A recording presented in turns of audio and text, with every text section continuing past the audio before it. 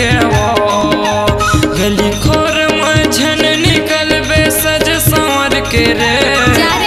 गली खोर मझन निकलबे सज संवर के वो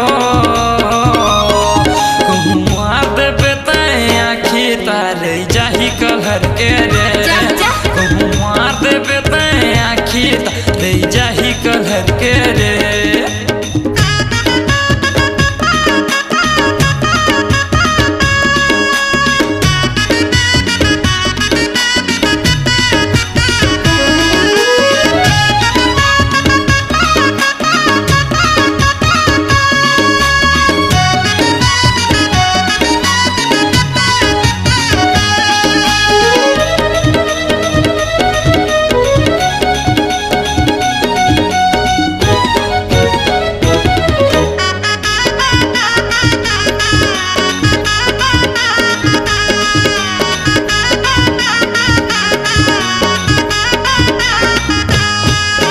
पातर पातर कनिहा डोले मन हमोर मोहगे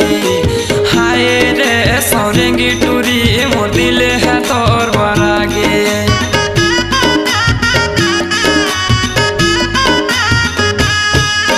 पातर पातर कनिहा डोले मन हमोर मोहगे हाय रे सौरेंगी टूरी मोर दिल है तोर बरागे लहर लगा लहर लगा के मोलर चंदा झन भुलाबे रे कहूँ मार देबे तय आँखी तारे जाही कलहर के वो कहूँ मार देबे तय आँखी तारे जाही कलहर के रे।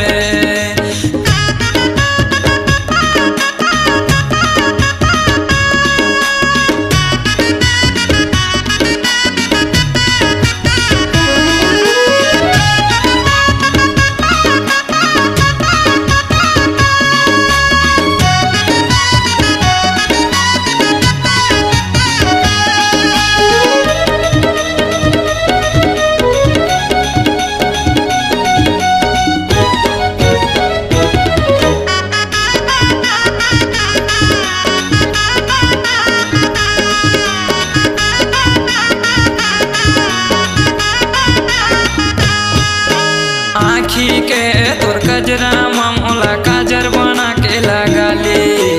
बेनी के तोर गजरा मामला फूल बना के सजा ले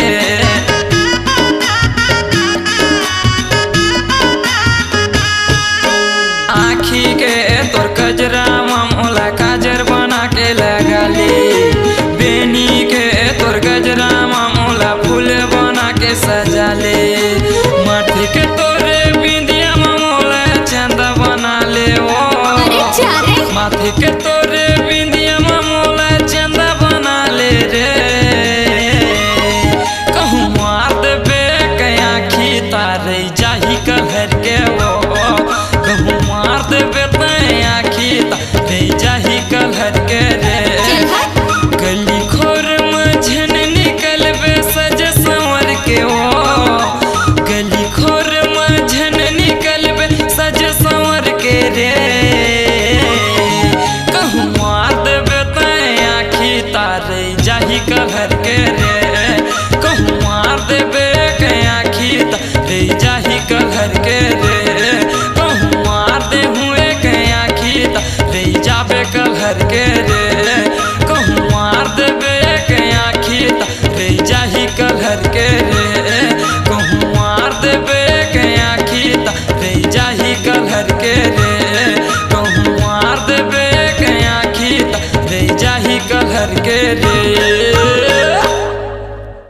आपकी आवाज़ ही आपकी पहचान है। यदि आप अपनी आवाज़ को एक नया आयाम देना चाहते हैं तो चले आइए मल्टी ट्रैक डिजिटल रिकॉर्डिंग के लिए AVM ऑडियो वीडियो स्टूडियो खबतराई रायपुर 9301523929 93296